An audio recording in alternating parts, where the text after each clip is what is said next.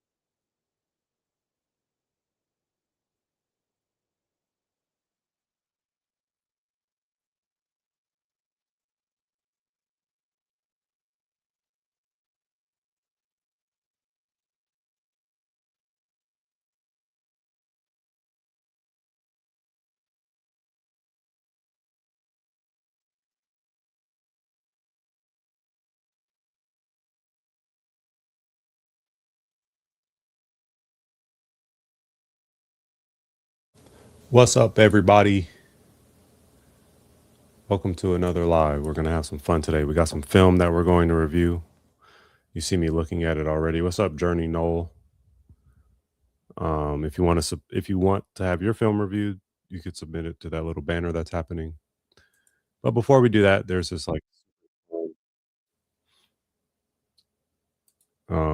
video that I wanted to show.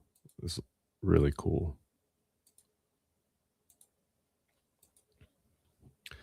So we're going to watch this together. The fastest 200-meter times in history compared. It's a little like what is this? Animation, AI animation. So I've been wanting to watch this. I figure why not? There's no better time than now with you all. So let's watch.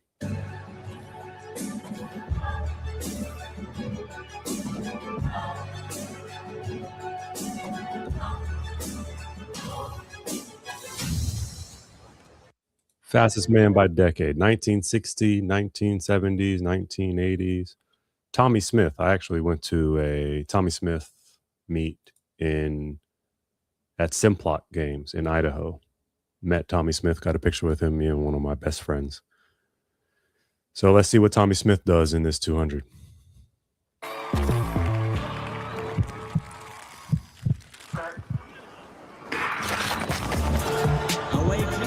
That was a horrible drive phase. Look at this.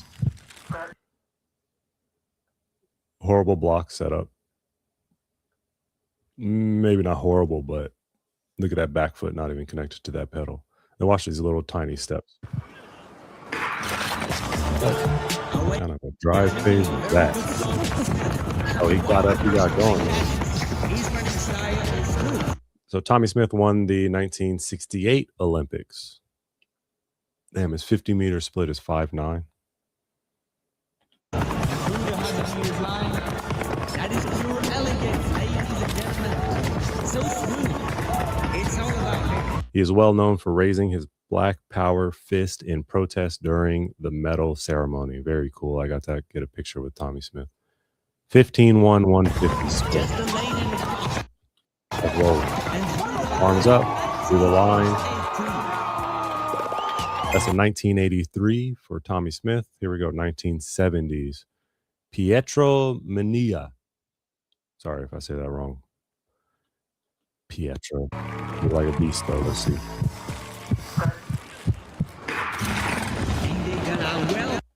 Bit better drive face with Pietro. Oh, off the moment turn. I think you can see the slight difference already. 100 meter split, 10:42. 100 meter split, 10:42. Pietro won the Olympic gold in Moscow, 1980, and ran 1972 in 1979.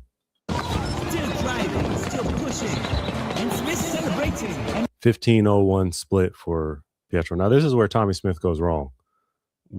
Why are you celebrating right now? Tragic. Hate to see it. Still driving, still pushing, and Smith celebrating. All the way through the line. That's W for Pietro. Wow, this That's still the European record today in 2020. was a great race. Wonderful RIP to the legend there. athletes.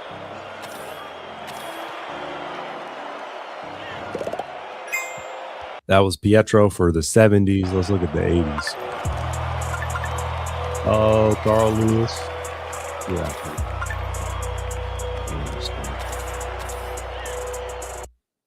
Joe DeLoach and Carl Lewis. Let's see. Carl Lewis, of course, also 100 meter and long jump Olympic champion.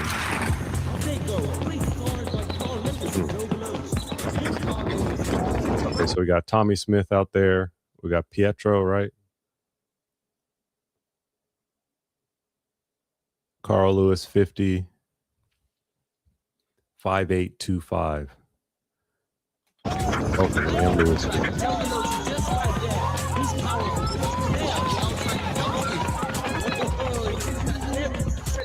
Oh, they show 100 split. Ooh, Carl Lewis, 10:32, 10:33. And Lewis, 10:35. Therefore, it's 10:42, 150 split. Sub 15. 1494, 1497, 15-0. Okay. Here we go again. Carl Lewis celebrates. Tommy Smith celebrates. What happens? There you go. Mania came and got him.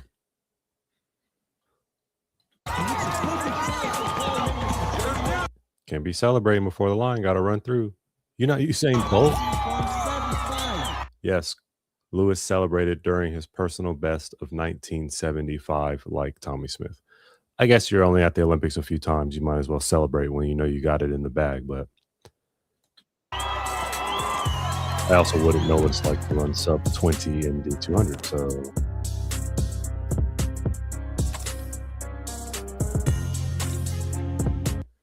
20 Olympic and World Championship medals for Carl Lewis.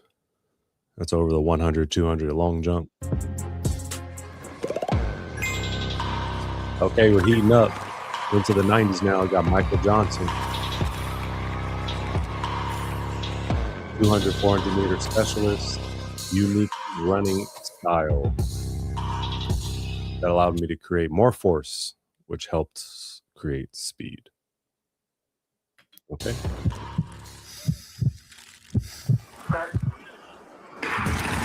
And now let's see what the fastest man of the 1990s, Michael Johnson, can produce against this field. I'd be interested to see if Michael Johnson's 50-meter split beats Carl Lewis.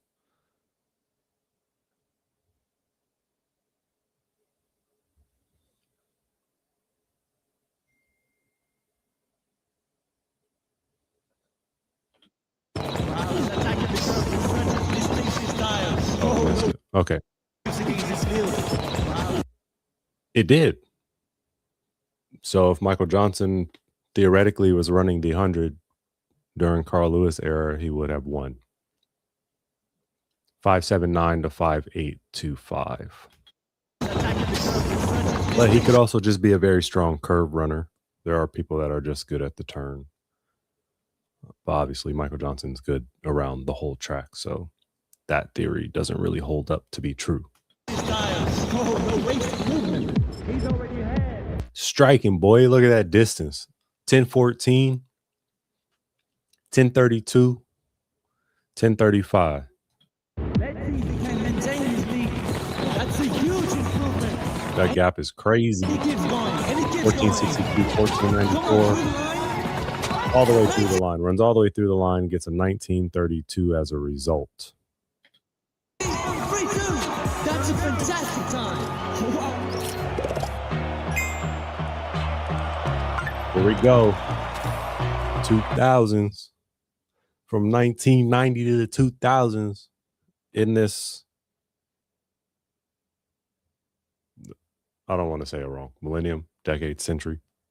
Obviously not decade. Well, I guess 1990 to 2000 is a decade. Okay. There's the man, Usain Bolt. No, you don't need to introduce him, but do it anyway. Fastest man alive. Or fastest man ever, excuse me. Oh, he's already locked and loaded. Did you see his block starts? Watch it. Look at him. Ooh-wee. Look at the difference in that block. Usain, Carl Lewis. Michael Johnson, Carl Lewis. I forget my OG's names. I'm sorry about that.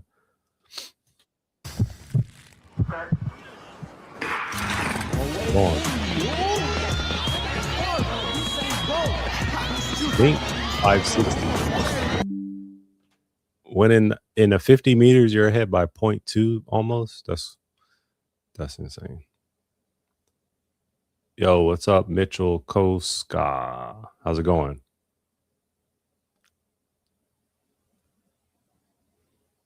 I guess the banner could be hidden for now.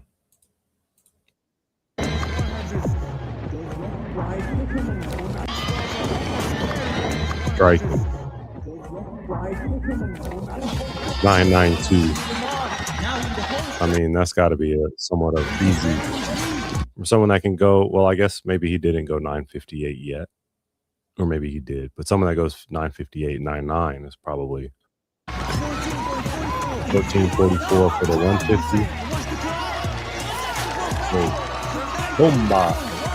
1919.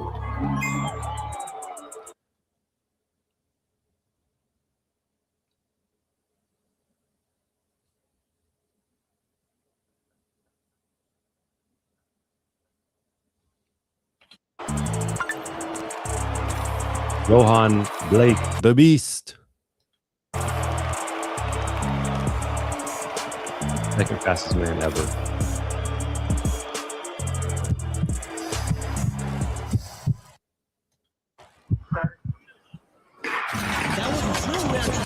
Poor reaction time. This starter is, what's this? Look, watch the starter looking around. What you looking for? He's gonna be quieting down the crowd. You're the starter. Watch. Scared of the gun. Look, not paying attention. Crazy work by the starter. Gun goes off, nobody's moved. That was a slow reaction time by Johan Blake. Something went wrong for sure. But anyway, he's catching up. He's working hard to get back. And Usain Bolt still manages. 582 for Johan Blake. 1017 for Johan Blake. He's working hard. He's up to. Oh, tied for Michael Johnson. So he's really coming back at the end. Got that bad start. Moves in front of Michael Johnson. Will it be enough? All the way through the line. And we know these two were teammates. They trained together. It helps to have a great Behind teammate. Usain Bolt, Low reaction 1919. time, so that made me really happy.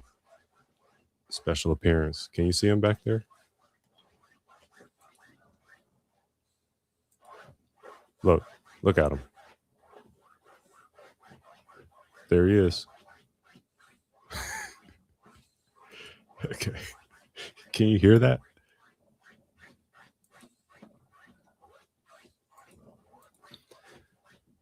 All right, Noah Lyles won 13 world championships and Olympic medals. 9 of them are gold. I love gold. Ready. They look nervous. Let's review that. Let's run that back. Ready. Okay. Oh, geez. He looks like he's not quite sure where he is or what's going on. Oh, Carl Lewis. Look a little scary there, guy. Oh, Michael Johnson looks worse. Usain Bolt. Okay, Johan Blake. Man. Noah Lyles kind of looks the most like Noah Lyles. Like and subscribe. I'm waiting. Oh, yeah, let me show you. This was on Motion Athlete. If you want to go check it out. I think they do more videos like this. I haven't looked.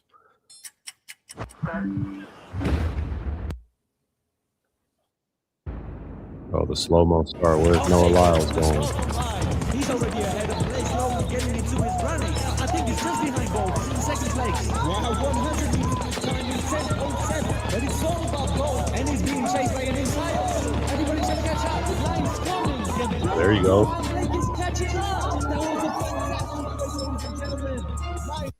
There you go. 1919, 1926, 1931, 1932. We got 1972 back there. The moral of the story is Usain Bolt is unbeatable, I suppose. Undeniable. 19.31. Delayed starts to fun. A different precise moment. Tommy Smith skating on the curve. Gets over now. Just behind. Joe below 6 more minutes. But just look at the speed of these athletes on the right. Oh, that's going to be a close race. It's going to be a close finish. He's going to get it online. So what do you think? Sometimes it's fun to watch. Not sometimes. It's always fun to watch anyone like Usain Bolt just run away with the race. And then it's always fun to see a race that finishes like this one is.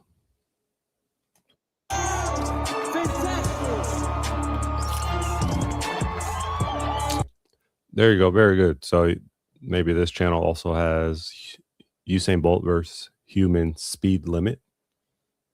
And can we jump further than a dog?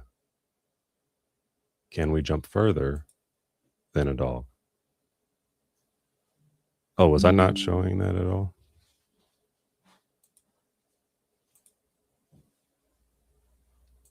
There we go. Let's watch that back maybe.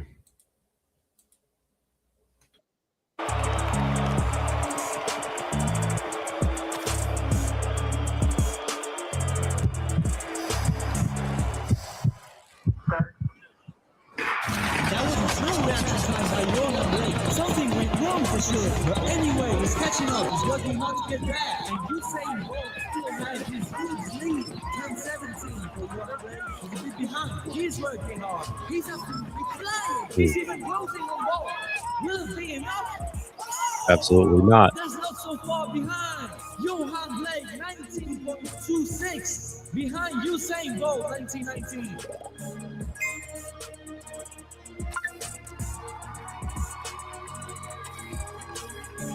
There he is. 9 golds.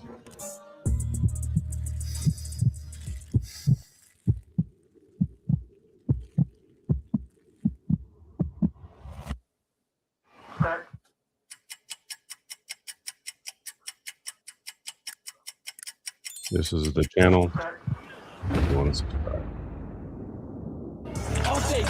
Quick start online. He's already ahead of Blake Sloan, getting into his running. I think he's just behind Bolt. He's in second place. Wow, 100 meters time in 10:07. But But it's all about gold, and he's being chased by an entire field. Everybody should catch up. The line's coming. The block, Johan Blake is catching up. That was a fantastic place, ladies and gentlemen. Lions 19.31.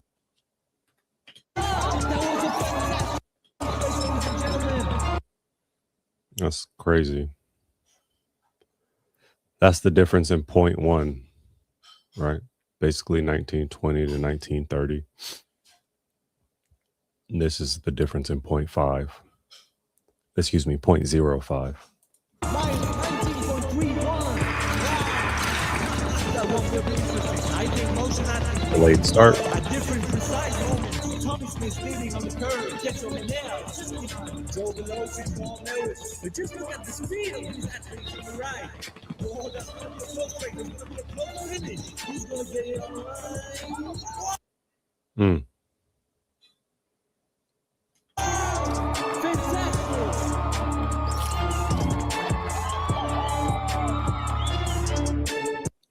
Awesome.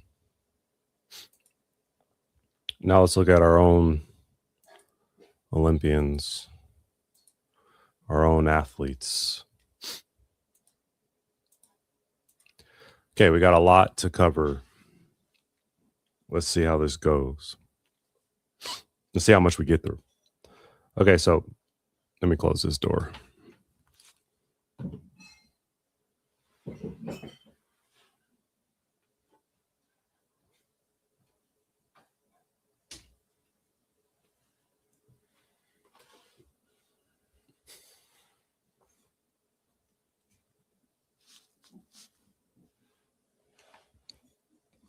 Okay, so we have one of my athletes. It's been a while for him. Basketball player.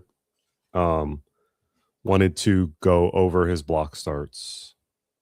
And we just did this whole series with block start checklists. And so what do we do for this athlete? Well, we gave him the block start checklist.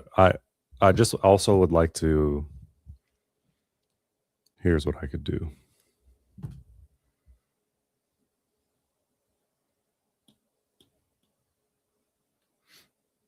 We're going to compare because we did block starts with this athlete before. And that was about a couple months ago. And then we did them again using the block start checklist. And we're going to compare the differences because they're pretty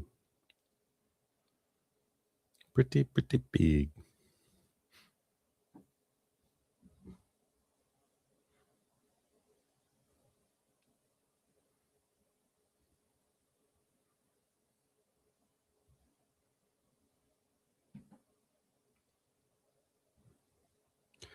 Where are your other block starts?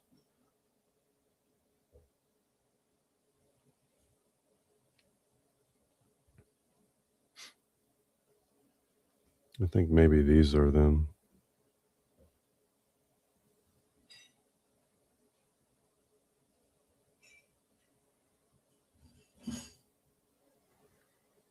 That's okay. We'll just do the one, I guess, for now. And go back and see if we can't find it. But there's a big difference between using the blocks checklist or not. Jaden, what's good? Jaden Prize, what's up, bro? Okay, now put your left knee down. Okay, so right off the bat,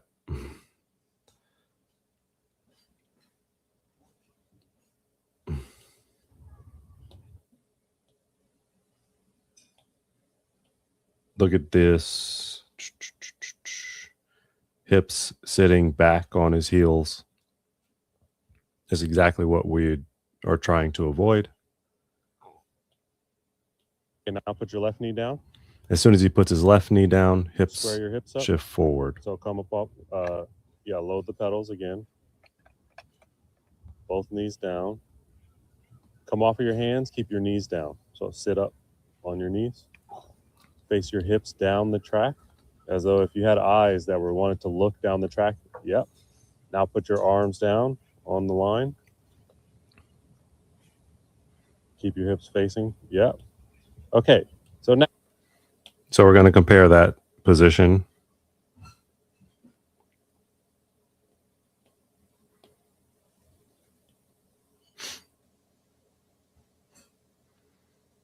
Okay, this is what it was when he first started. Like very first, you just watched it. It was like 5 seconds ago, and then look at where he is now after the change.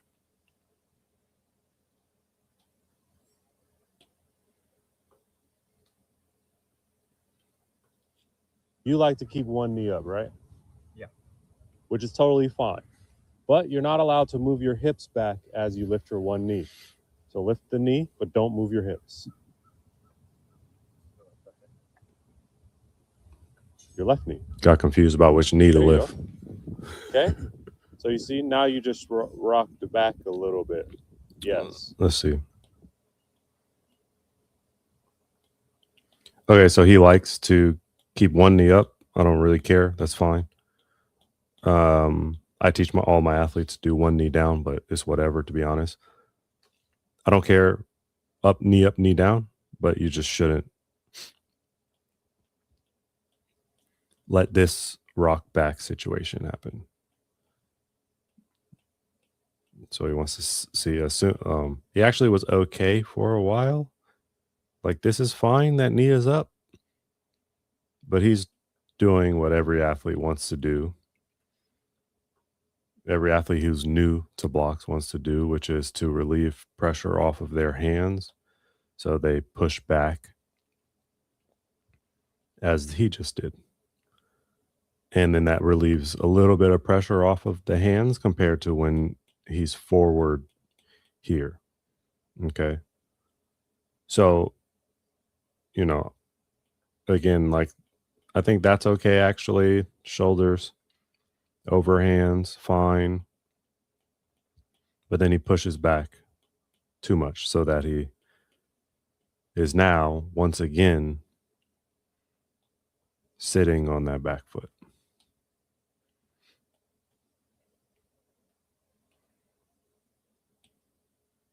Load back first. Okay, so he and I had some discussions, and now we're ready Load for the front. second one, which is load back, Bend both knees. load front. You got to put both. Still only wanted to put his one knee down. And what does that get our friend Brandon here?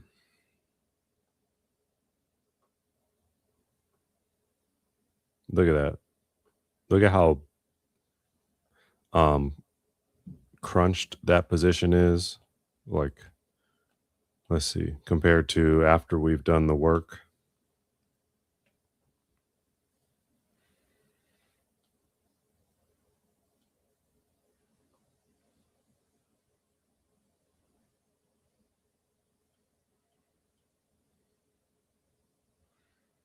Okay, different positions. I need to do.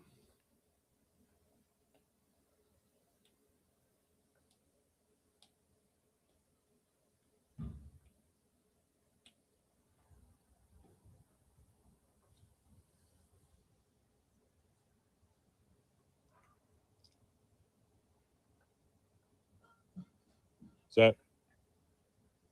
Ah, that Go. was good.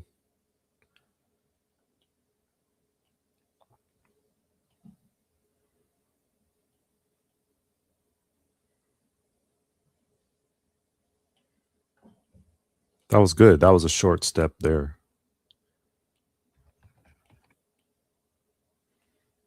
But the blocks themselves are not the problem. That was a good block start for Brandon.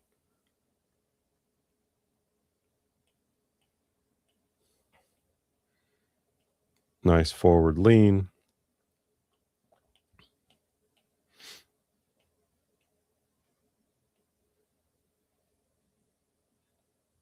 Puts his hips down the track, forward lean. Only the hips move. Back foot is against that back pedal.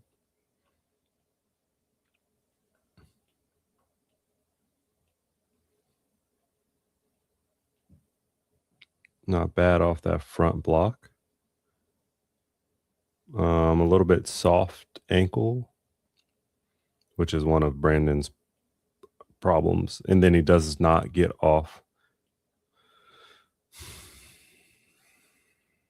This is what I mean by soft ankle. And then it does not get off that foot. He doesn't push all the way off of that foot. And so that step is really small. And now this foot is hitting way in front of us. So it just kind of ruined the whole block start.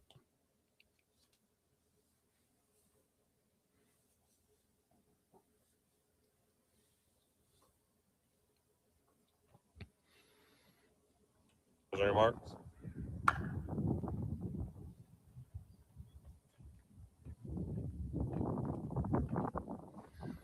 Got his routine, ballistic jumps,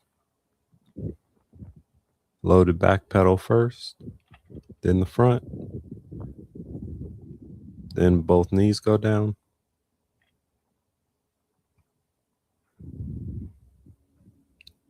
Hips look forward. Maintain the contact with the pedals, hands go down.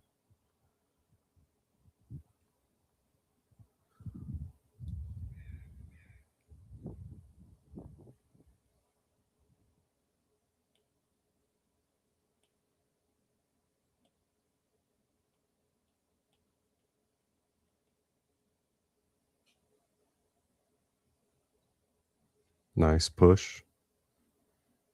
Better push off of that foot. Still small though. Can you see that? He like only pushes off of one foot.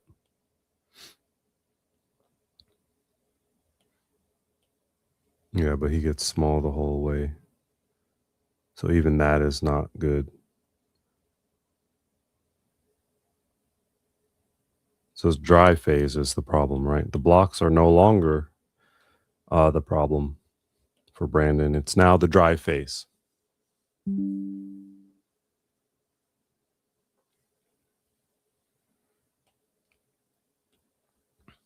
That back foot has to be all the way against that pedal, and then your hips will come into place. Okay?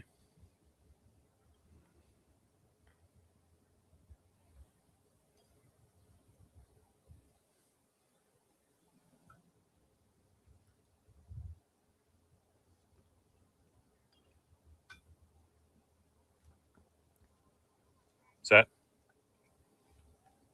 Go.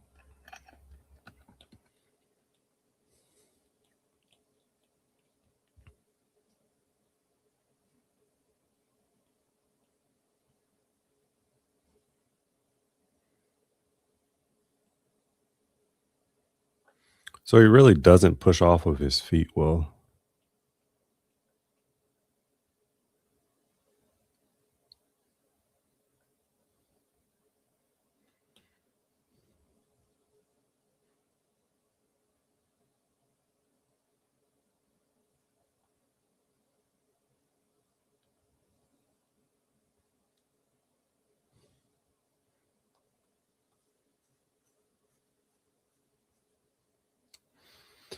Let's compare.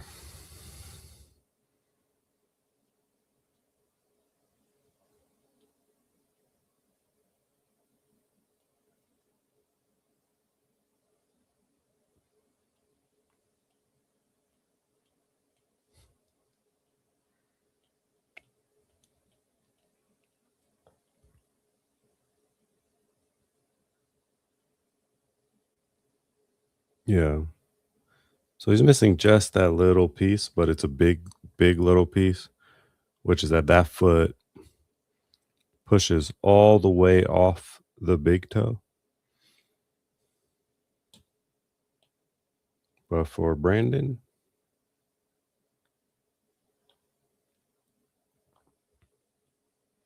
that foot really doesn't push off, right? And that's a big deal. It's almost like it's like when boxers punch and they have a snap of the wrist at the end. That does a lot of damage versus if they just punch like this. And Brandon is just punching the ground like this. He's not snapping his punches. And so that's why his blocks start Excuse me. That's why his dry phase is horrible. Okay, so this is a drill called overspeed drill. So if you've ever seen, this is a nice little secret too. So if you've ever seen speed belts or anyone that's fortunate enough to run downhill, maybe with spikes on, this is essentially taking place of a speed belt. It's not as good, but it's still excellent, and still works on stride turnover. Right? You have stride length, you have stride turnover. Brandon, who we just saw, needs to work on his stride length. Other athletes need to work on their stride turnover. Brandon needs to work on both. So what we do is we start out here in lane 9. This is a 9-lane track. So this athlete's going to start out here, stay in lane 9 while they build up their speed. And then as they begin to come to full speed, they're going to cut across the lanes into lane 1, at which point they will be focused on turnover. Like they want to pretend as though they're running downhill.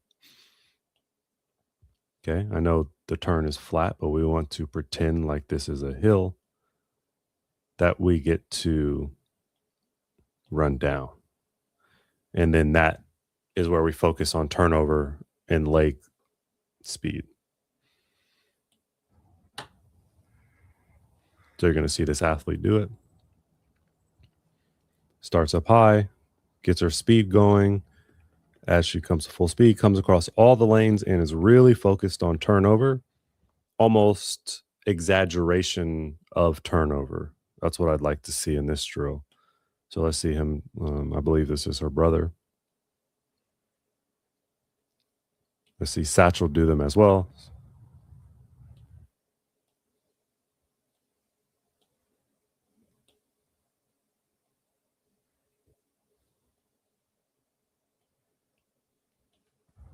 Okay, so he stays in lane 9, he builds up his speed, and then he begins to cut all the way across the track into lane 1.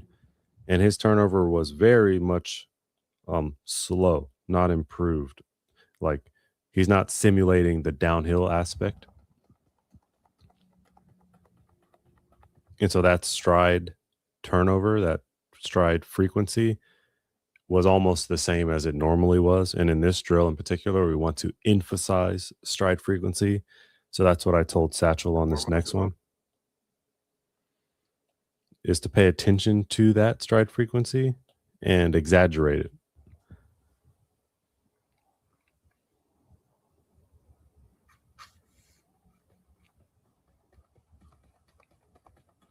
Now you see him pick up his turnover a lot quicker.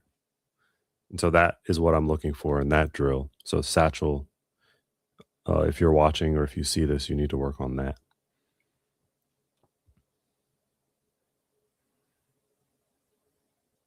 Okay, so next we have some acceleration drills.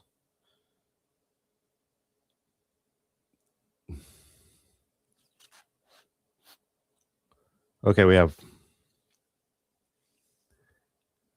going to start with them walking.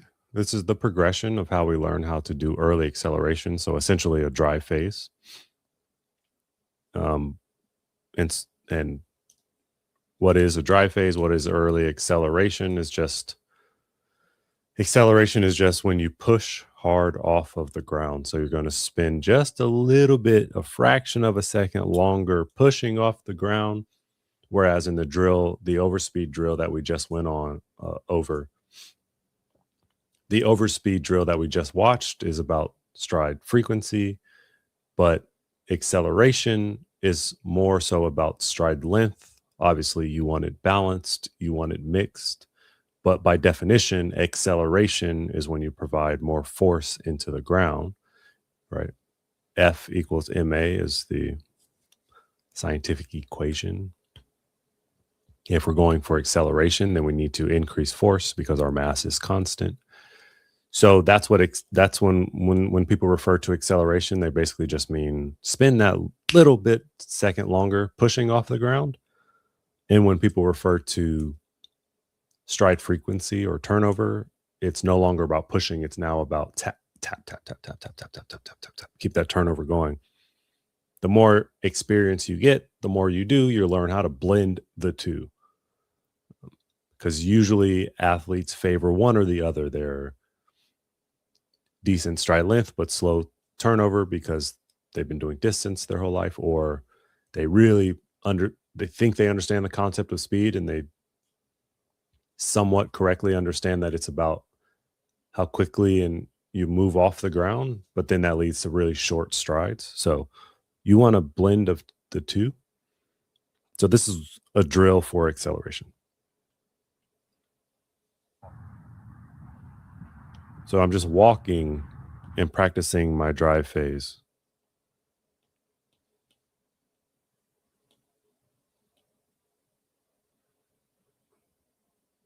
Okay. If you notice how, if this thing will pay attention to itself, I'm long with my arms, right? Watch this heel come through, right? This heel comes down through my ankle and then back up. Okay. You don't want the heel to leave from here and go up this way towards the knee. It has to be down here to cut the ankle off. This is the drive phase.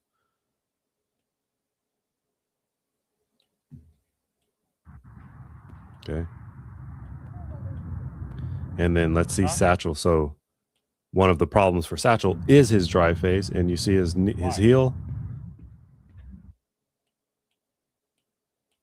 And you'll see it again and again and again for Satchel as we continue to do these acceleration drills. But look at that heel comes up and goes that way. And so when you're trying to stay in your drive phase, a heel that does that is going to pop you up out of your drive phase.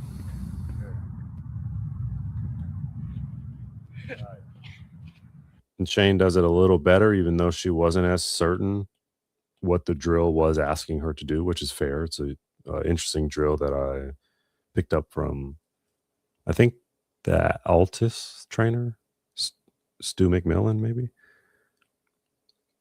But Shane's a bit better. Now she's dragging her toe. Whether that's intentional or not, I'm not sure. But the reason she's dragging it is not because she thinks toe drags make her faster, but it's to bring the heel low and then up. Okay. And look at how long, how open this is.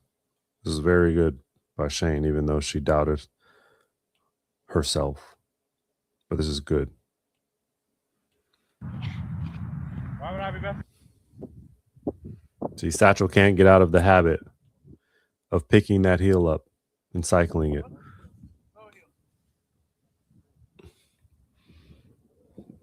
Not bad by Shane. See, Shane honestly wants to get going. Like, she's in such good positions that she wants to turn that into a run, or into a bound at least, maybe not a run. And so that's very good. Satchel's not quite as connected.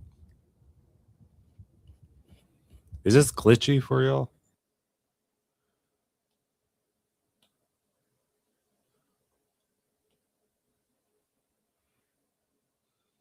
I hope not. It might be, though. I have to fix that if it is. If it's glitchy for you and you're seeing this right now and you're hearing this, please let me know. If you made it this far, why don't you like, comment, subscribe? Okay, these are hopping Excel drills. So these are just freeze. I'm just going to freeze. I'm just hopping from one leg to one leg. But if you notice, I have the same mechanics. My heel is low. Come on, buddy. Okay, my heel stays low and then up. Okay, and then on the next one, this heel is going to be low and then up. It's very intentional I don't try to do this when I'm in my drive phase. I'm not trying to bound. I am running, but the mechanics are quite similar. And so this drill really helps with early acceleration. It helps a lot of my athletes figure out what a drive phase is supposed to look like and supposed to do. And I've noticed how easy it is for my athletes to absorb this information and improve their early acceleration. So that's why I'm sharing it with you. So once again, we're hopping. The heel comes low. My arms are big. Just for the purpose of the drill, I'm staying like this for 10 yards. And you see Satchel can't quite get it. Why?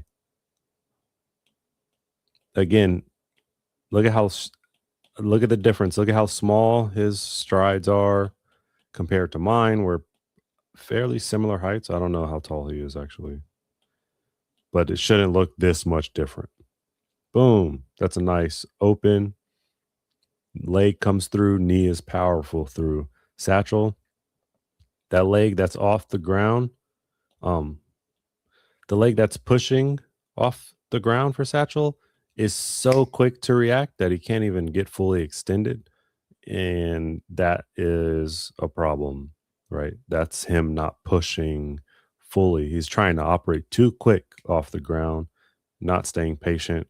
He's also very much like at this high angle. It should be a little bit lower. His angles of trajectory there, it's a little bit high.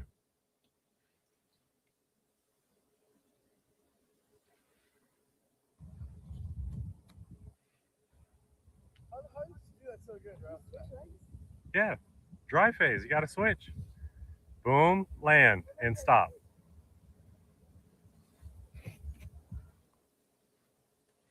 Okay, so they struggled with this drill a little bit, although Shane is getting more extension in hers, so that's good.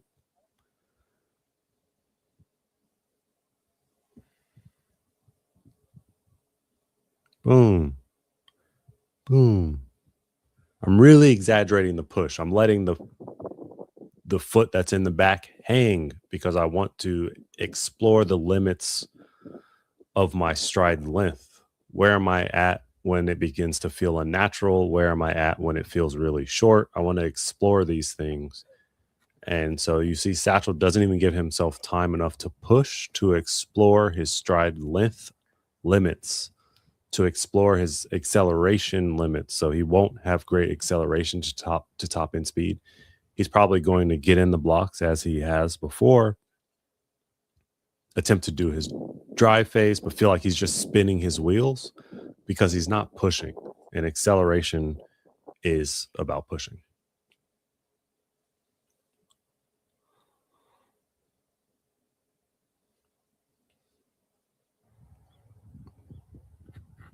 I got one. Got two. Is a little bit better there. Nice. That was good changes by Satchel. So, you know, within the 3 minutes that we've covered over this drill, Satchel has begun to learn the concept of pushing. And I've said it like, I don't know how many more times I can say it. Pushing is great for acceleration. It is required for acceleration. Yeah. See, now she's being weird. She's like trying to throw her hips forward rather than gaining the forward propulsion from the extension of the hip. She's trying to snap.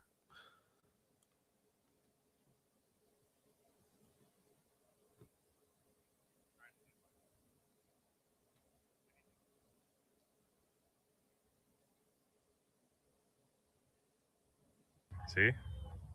Push and let it hang. Push and let it drag. Yep. Watch her hips sit You know what I'm behind saying? her. See? Nice, Shane. See how her back foot just, boom, unintentional toe drag, right? So the way Shane was just doing it, she was throwing her body up in the air. But nice. Satchel, great improvement here. Great job. Now you're going to see the final product of what it should look like once you've gotten these early acceleration drills.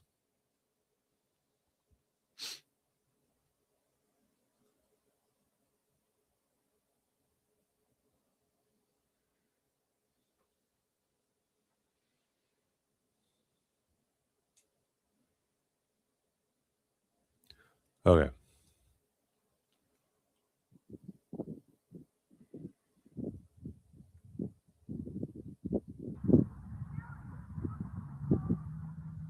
My arms also.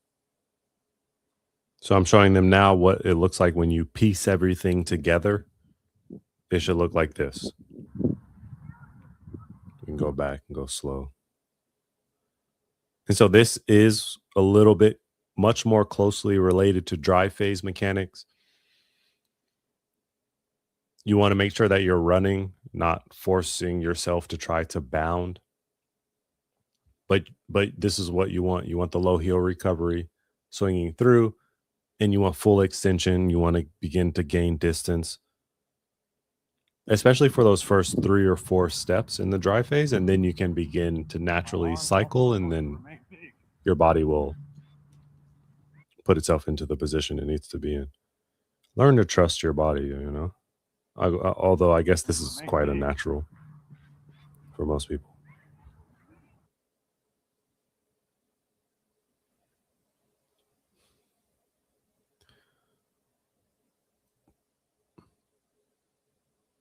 These are nice bounds.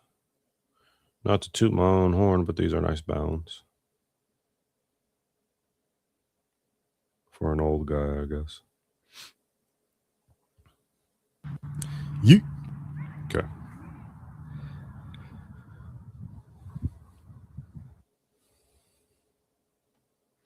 Let's see what Shane does. She had it. I think she's overthinking it a bit, but then the bounds look great. Look at that. Well, yeah, they look good. I feel like maybe she was dragging a little bit into the grass. Let's see what Satchel's going to do. Dry phase. Yeah. See, he hasn't figured out his angles of projection are like they're almost like going this. Let's see. So when he pops out,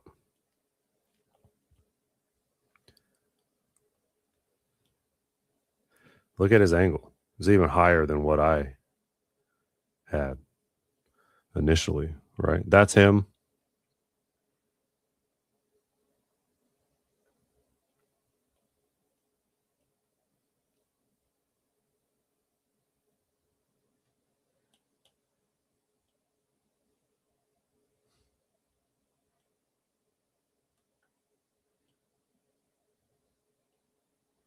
And that's me. And those angles are different.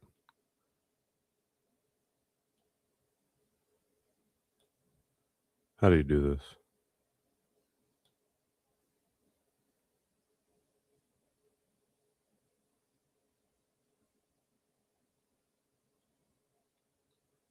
Okay. So I'm at a, what is that? 36-degree angle. And Satchel is higher than that, probably at a 50-degree angle.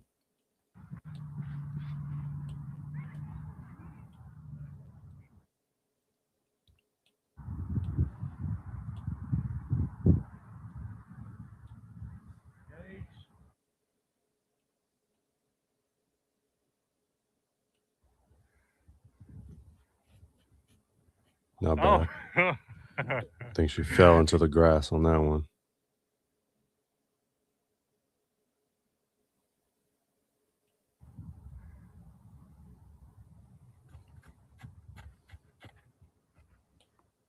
Yeah. So that's just going to take some work for Satchel to get going. Now we have 150s. I call them progression 150s because we started at 50%. 70%, and then we bumped it up after 50 meters. There's a cone down here. We bumped it up to 80%, and then there's a cone. So that cone right there.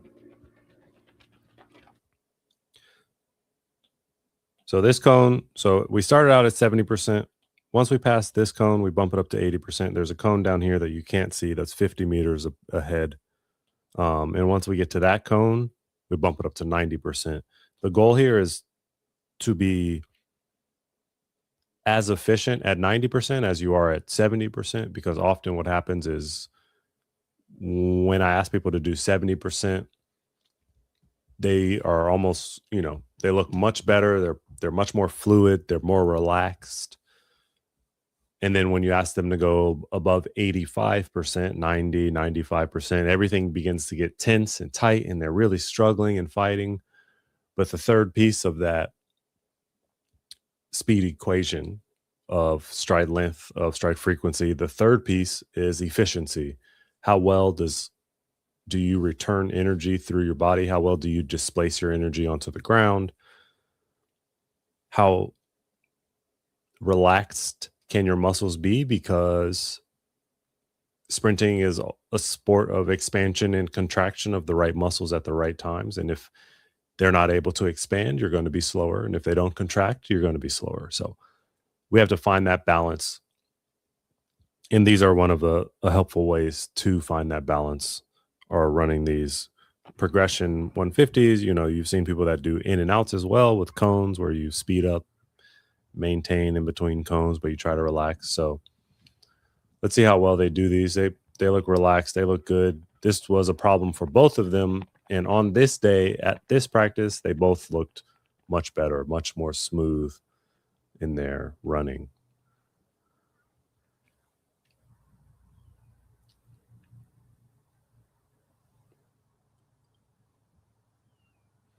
Yeah, even on this start, Satchel's like angles are like straight up rather than a drive phase. So that's the 80% cone. So now they bumped it up to 80%. And once they pass that cone down there, now they're going to 90. Bump it up. But stay relaxed, stay open, stay smooth, stay rhythmic.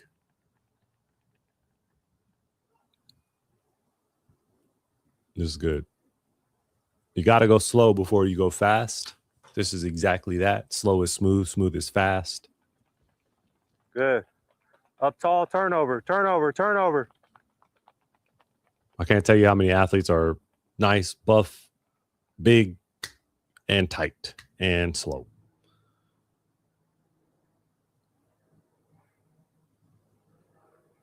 So fighting for every step. You don't want to be fighting to gain distance, to gain speed.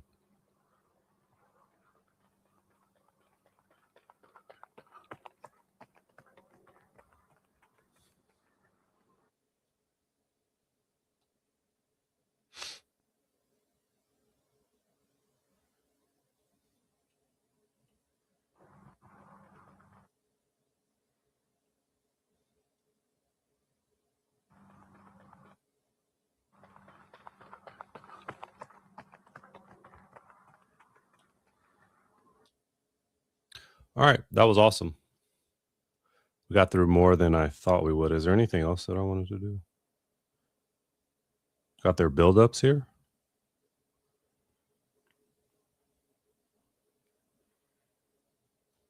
The tree over there. Straight leg bounds. And buildups from Shane. Okay. All right, I think that's it for today. What do we got here? Oh, sneak peek into the band workout. Okay. That's a posterior chain band work exercise, not ready to be shown to the public yet. That was awesome. So let me show you a little bit of school. I've been working on my speaking voice as well, although I have not been conscious of it during this live stream. Okay, so this is school. This is where you're going to come. You're going to join the group once you get inside. We got Mohammed here. What's up, Mohammed? You're going to join the group. I'll let you in. ask me questions, and then you'll come here to the tab, to the community post, right? We have our classroom here, some fun classes. We're adding more. Got our members. What up, members? What up, members? Map leaderboard. Okay. About page. You'll come to the about page. You'll see like, oh, okay, this guy seems cool, trustworthy. Let me go ahead and join the Speed Lab. It will let you into here. And from here, you're going to click write something. And maybe you write, please review my film. And then you add your film if you had any film. Or you can add a link or add a video. And then you leave a nice message. Hi, Coach Chase. Thanks. And then you click post. Make sure before you do that, you come here, you click film review so that I know what it's for. Otherwise, it could be passed up. Okay? So that's what you do with that if you're interested. So that's the Speed School, Speed Lab. And I'm Chase. And what's good? We got 2 people watching. How's it going?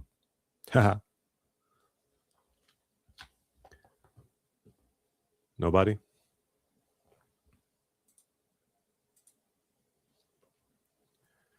Nobody, I guess. All right. Fine by me. I got stuff to do, like improve Speed Lab School.